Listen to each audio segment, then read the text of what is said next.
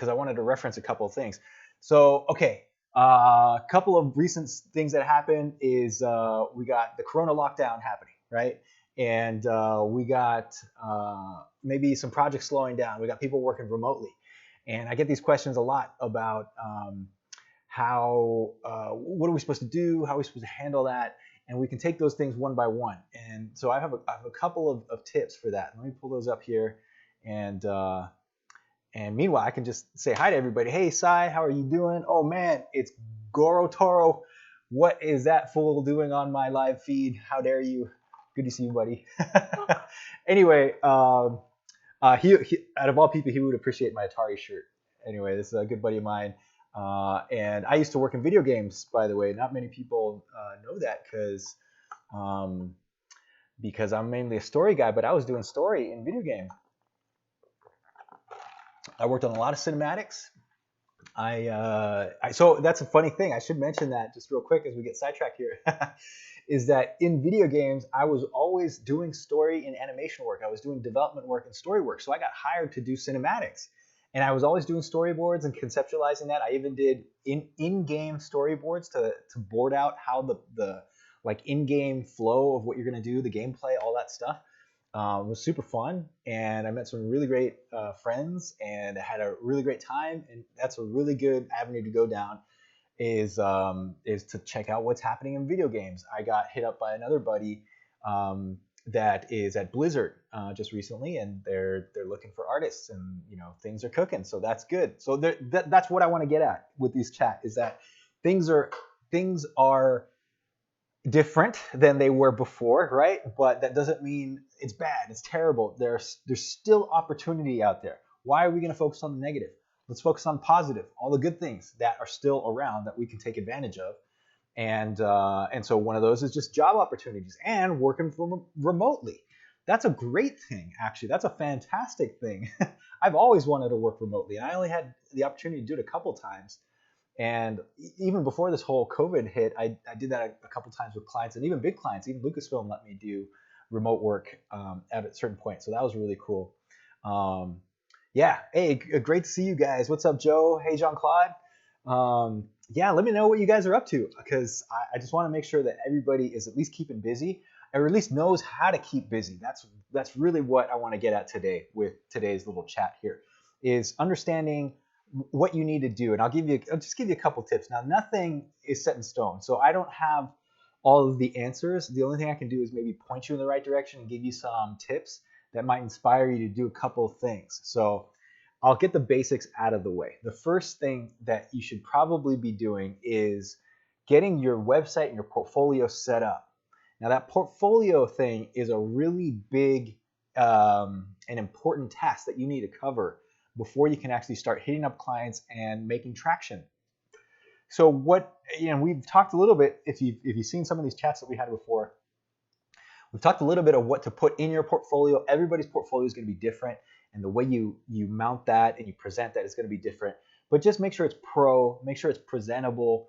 I always give up a couple tips that I like to see a PDF portfolio that you combine your digital documents into one file that people can scan through and look through like your PDF, right? And you can post that online. You can email that to people.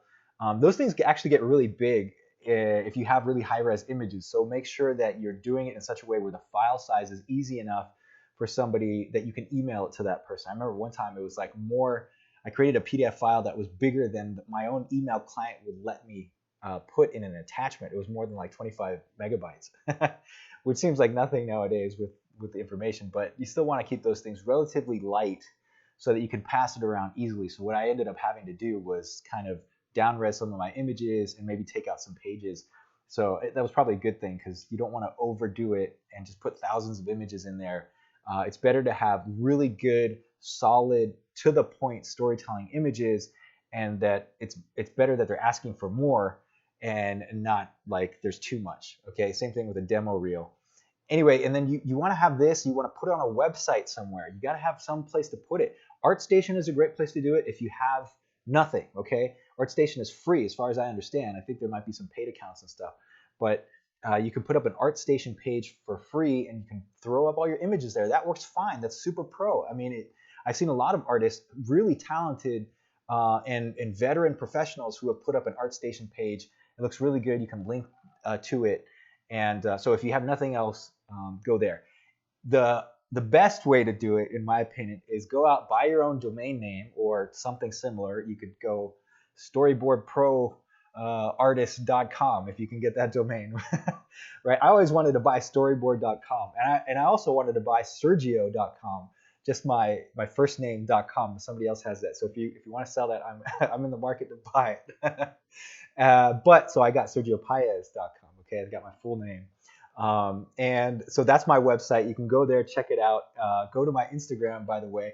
I'll give myself a free plug here. Why am I telling you this? Because this is the stuff that you should be doing, and you should at least have that down. So social media, Instagram page is also a really great way to do that. I'm actually not even that pro at doing my Instagram, I'll have to admit, because like I said, the other thing that happens with guys like myself who are, we're working all the time, right? I have an excuse, is that I just don't have that much time to post on social media. So I've been trying to get a little bit better this year with it. But there are many other guys that have really good examples of putting their storyboards or artwork on there, and you get hit up on social media. LinkedIn is another one. So cover your bases with your social media. You need a Facebook, LinkedIn, Instagram page, and you'll be set. I know the kids out there use TikTok and maybe a couple other ones, but I think LinkedIn is one that I think is underrated. So get your LinkedIn page up. I had a friend once, and he was like, "Do people really post on LinkedIn? Like, nobody uses that, right?" And I was like, "Damn it! How can you let that go? That is the easiest, simplest thing to do." And I like gave him the scolding, and I said, "Go get your LinkedIn page. Do that immediately. Put all the jobs that you put on there, and start making connections with people, because that's a super good way to do it." Okay. All right. Cool, friends. So let me get into some of these comments and see what people are saying.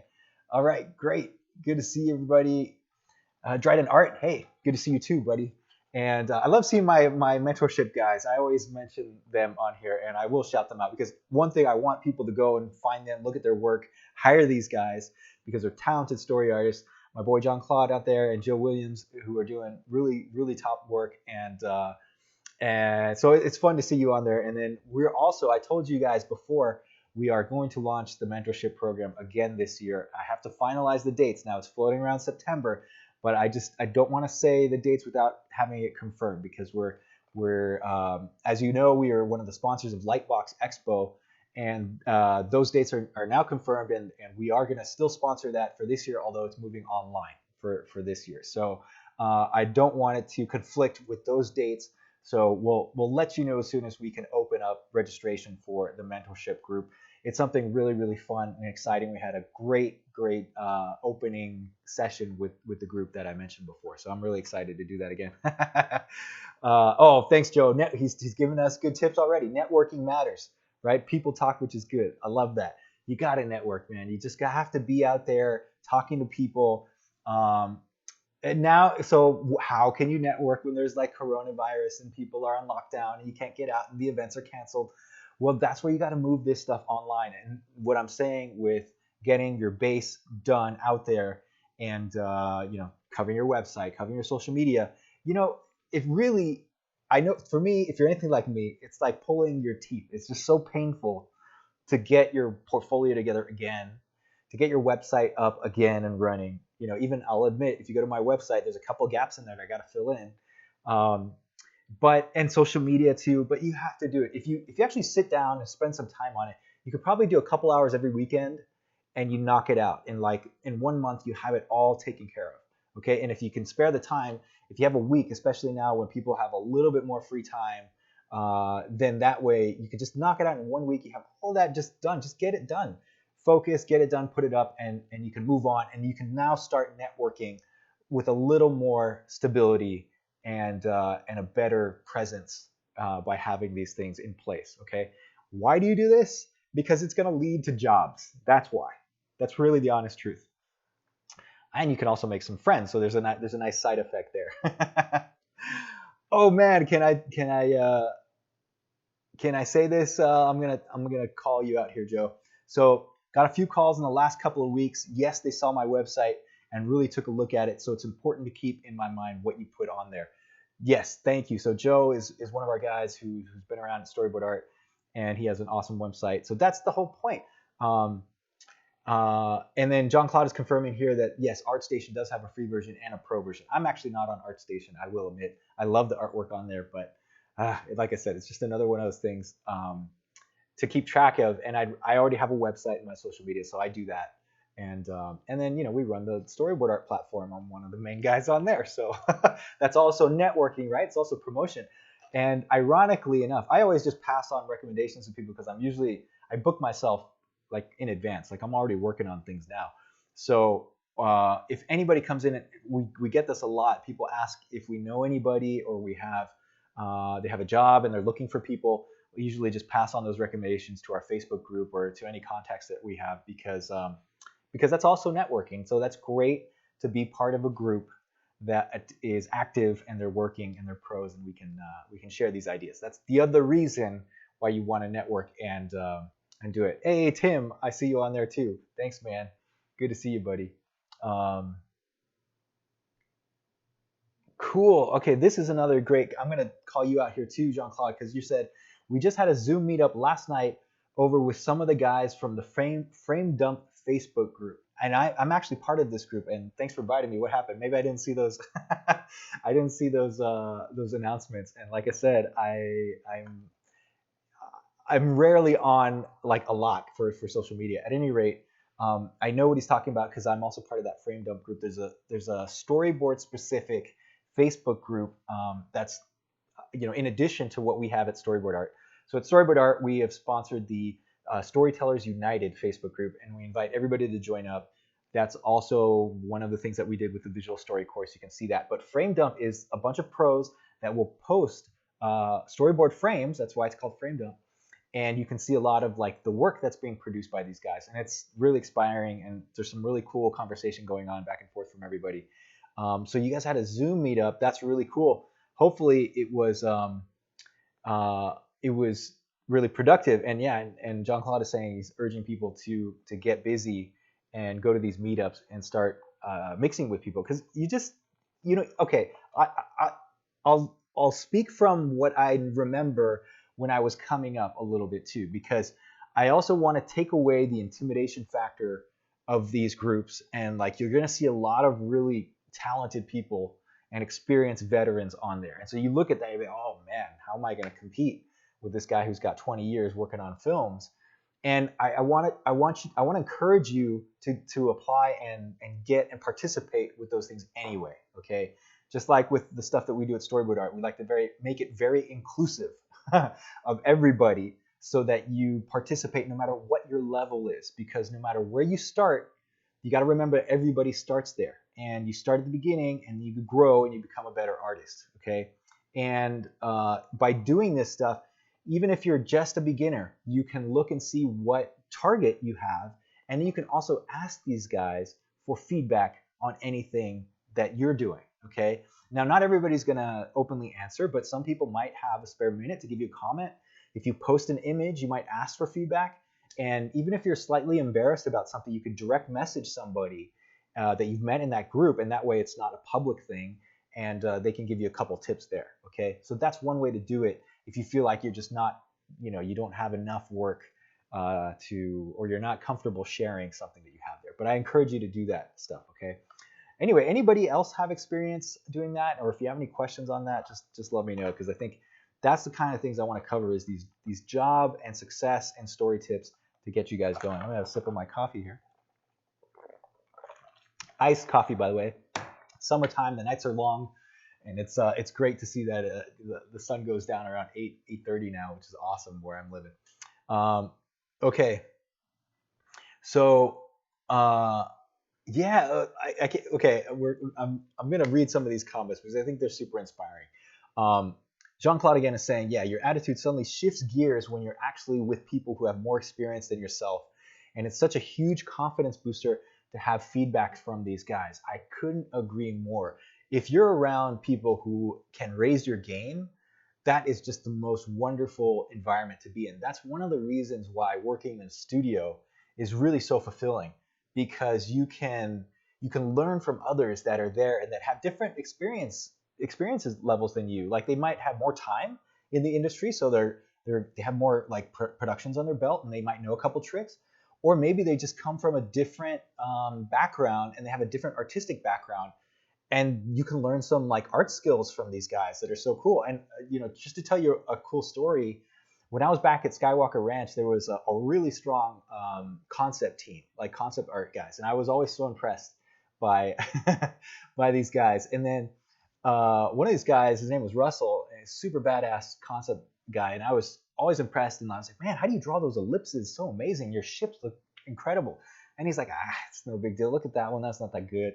And he was kind of just downplaying what he was doing. And then we watched a documentary about this amazing matte painter together, and we were in the same theater. And then afterwards, I was blown away. I was like, man, I couldn't believe, look, this guy's color was amazing. I can't believe what he did. And he was he was looking at me. He's like, it's all right. It's no big deal. I mean, he's good. But and then I was like, but don't you see this guy's amazing? But then he turned to me and he was like, well, what about you? Like, what do you do? Like, you do story, right? And you're probably pretty good at it. And everybody has their own specialty. This particular matte painter that we were looking at, he was exceptional at doing that, and he excelled at that. But he probably wouldn't have been good in every other discipline. So he was kind of making the analogy that everybody brings something to the table, and when you're in that environment, it's just so thrilling to have other guys who are amazing. And like you're saying on here, when you get feedback or you get comments from guys like that, like your confidence level just goes through the roof, because it's like, wow, I got comments from a super awesome artist that I really admire. And that's a one advantage of being in a studio environment. When I was coming up, guys would do that to me. They would guide me and show me what to do. And I've always loved like giving back and mentoring people to just help them with story skills. And I have some fun stories over the years of I even forget some of these guys, but now there are guys who are blowing me away because they're so good. And when they started, they were just they didn't know how to begin. And that's where the veteran guys need to bring up the younger generation. And I don't see it as competition. And this is where the networking thing comes in. If you're scared of this stuff, don't look at it as competition. Don't look at these guys that they're, you gotta beat this one because he's too good, or there's like a rivalry going there. I don't see that at all. I look at it as like just like a brotherhood of artists that you're going to collaborate and learn from each other. And if you look at it in that mindset, you're there to help each other. Now, not everybody's going to have the same attitude. Okay, that's fine. But this is why I'm never sad or intimidated by another, let's say, fellow story person who actually gets a job instead of me, or might get another opportunity instead of me. And because I think there's plenty of opportunity for everybody, and it's a really good benefit for the whole industry if somebody is having success, because that's just gonna breed more success. You never know when that person that you thought was, let's say, your so-called rival, they actually call you because they need help on a particular assignment, and then you can all share and collaborate. Let's go down the list of things. We're looking at the positive today. Okay, yes, there's a lot of craziness and lockdown in the world, but let's look on the positive side. Video games, right, are still going strong, especially streaming games and stuff that you can do downloads and digital and play all that together. That stuff is blowing up. Okay, what else is blowing up? Talking about streaming, you got Disney Plus. You have Apple Plus, Apple TV Plus, right? I think that's what it's called, that new platform. You have Amazon streaming, right? And then you have, what am I missing? Hulu. And then online, you got YouTube. So these are all platforms that are all digital, and they're all promoting content that needs to be elaborated by guys like us who are developing visual ideas and doing visual storytelling. That is still really hot, probably hotter than ever, because people are now at home and have more time to look at these things. Okay, so there is no shortage of those kinds of projects that I see in the future. Now, what else is going on? You have, I did mention video games. You also have virtual reality projects. You have motion graphic stuff. You have commercial work. All of these things, anything that has a narrative content to it, or that basically moves with time, right? Moving images, video images, those are all things that need guys like us. And what you want to do is seek those out. So you might get saturated. You might have a saturated market in LA, You might have a saturated market in Vancouver or New York or these big places. And actually, I don't think they're that saturated, but let's just assume that's the case. What you do want to do is look at other markets, right? Are there other places that need that same kind of work? Again, remember, now it's all digital, right? It's all remote work that you can do this from anywhere, theoretically, right? I think this whole COVID crisis has proved that, if anything, with things like Zoom and just teleconferencing, like it's so easy nowadays to do that, and with a strong internet connection, you can even do that on your phone, and that's really good. I was doing that internationally, which was amazing. I was so happy and blown away that you could do that. I was like taking phone calls from other countries of people in the United States when I was working, on doing some assignments. So that was really cool. Um, yeah, so I love it. I think you guys all understand what I'm getting at. Some of these comments. Um, it's just true that you have to you're gonna have good times and you're gonna have bad times. Okay, that's kind of a given, but you want to maximize the good times. And the way to do that, the way to stay busy when things get tight, is to really dial in your network and also understand what your value is in the marketplace. I talked a little bit about this before, but one of the things that I want to encourage you guys to do as visual artists is get your story skills strong, right? And do things like John Claude here is recommending, like looking into gaming engines like the Unreal Engine and even Unity. And in fact, I've been doing some of that because I've been working on a virtual reality short film, and I'm getting into the post production now, and I'm finally opening up some of these game engines. And it might seem intimidating at first, but really, once you know where all the buttons are, you can get something done, and it's really cool to learn these things. So that's always fun. Um, and yeah, you want to learn new skills, right? That's basically what it's about. Cheers, fellas. A little sip of my drink here. All right, let me answer some of these questions and see what's up. Um, Hey, cool. So let me get this one. Thanks for sending this our way. So, Morilubs 2010. I hope I'm pronouncing that right. Sorry if I'm not. So, hey Sergio, what is the role of a story artist in a video game pipeline?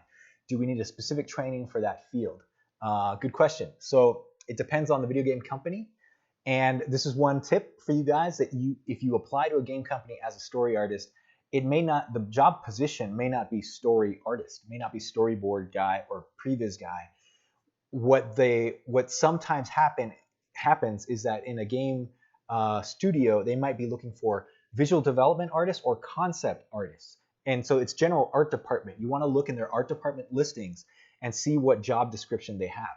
Because when I got hired in video games, I've worked at I think maybe 3 or 4 video game companies in my career. Some were shorter than others. I worked as an intern at Sony when I just started college, before I graduated college, and they closed down that studio like in 2 weeks. So I was only there for 2 weeks. Anyway, that's how it goes. At any rate, I always got hired for story-related work and concept art work, although what I was doing was storyboards and story illustrations. The concept guys who do visual development, they do other stuff that are really important in video games. So they'll do prop design, vehicle design, environment design, character design, and all of that. And they actually draw out these things just like any other project, right? So there is an art department that's really developed in a video game engine or video game environment.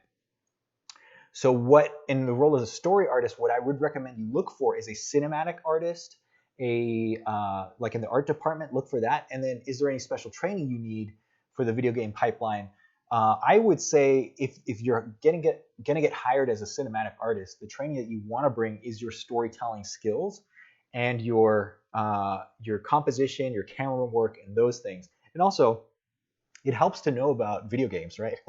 So if you play video games, at least to know about gameplay, your HUDs and your heads-up display and all that kind of thing that you're going to actually be drawing in your storyboards when you're developing these things. But I'm actually not. I'll admit, I'm not the biggest gamer. So obviously I know about video games and I can kick ass in Street Fighter. So anybody out there, I got you. But what what what I was doing was basically using my story skills to apply to the cinematics, which was basically story. So if you told me the story of what was happening, I could develop that in a cinematic. I created animatic story reels. So learning all of those skills, and so really what I found in a video game environment was that you're doing a little bit more than you probably would be in a specialized animation department or a film department. You might actually be compiling your own animatics and adding temp sound and temp dialogue. I was doing some of that. I was also kind of directing the cinematics in a way when it was just me and like maybe one other guy. So we had to do it. There's nobody else, so that we had to take charge of that. I was helping out a little bit on some animation and some things like that I knew how to do, right?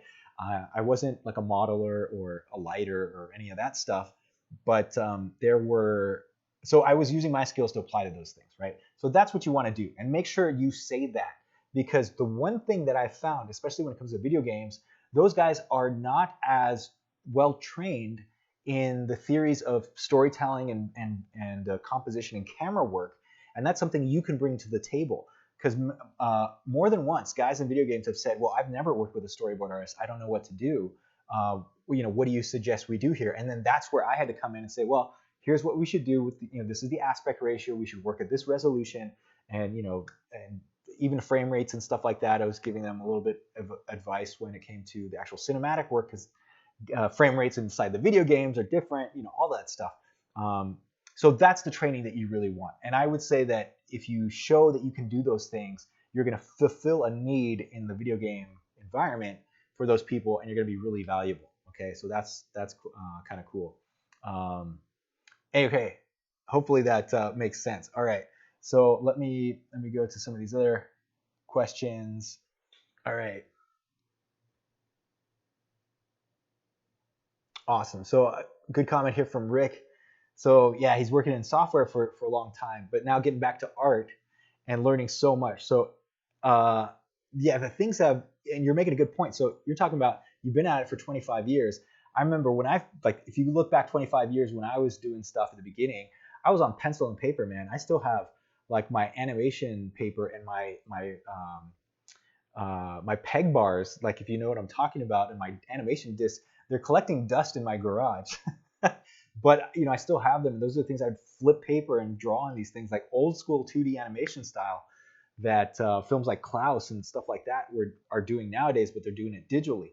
And so much has changed, like the power of Photoshop and digital tools out there. You can do so much more with the tools that are out here now. It's just like the production gets faster and more complex, and that's a really cool thing, because you can really do a lot. Guys who have been on storyboard art that we've interviewed and stuff, guys like Robert Valley, that you guys should all know about because he's such a great artist. He was nominated for an Oscar. He did a short film. Almost all of it, the actual artwork of it was done by himself in Photoshop and a couple other tools, but mainly Photoshop when he came to actually producing it. And it was all one person doing 40 minutes of a short film animation. He had help doing the post-production, the music, and all that afterwards, but the artwork is all him and the direction is all him. And that's one guy. And he was nominated for an Oscar, and I think he should have won. So that's amazing that you can do that nowadays. So yeah, you saw, hey, Josue, how are you? Yeah, you saw that video. I think it's you could go back and check it out. His it should be somewhere on the internet. I'm sure on Vimeo or on his website. Go to robertvalley.com and check it out, or do a search for a pear cider and cigarettes. I think that was the name of the short film. So some cool stuff there. Anyway, yeah, if there are any other questions, I think this might be a good idea to sign off. Just relating back to the question about video games or any other industry, what's really important is that you prepare your stuff. You have a strong skill set that is valuable for people. So just like I mentioned in that story with my friend, I was so impressed by somebody else doing color work, but he put that back on me. He's like, well, you're really good at doing story. You're going to focus on that. Like that guy couldn't do story work, but the guy who's doing awesome color, but that's something I could, right? That I've been trained to do that.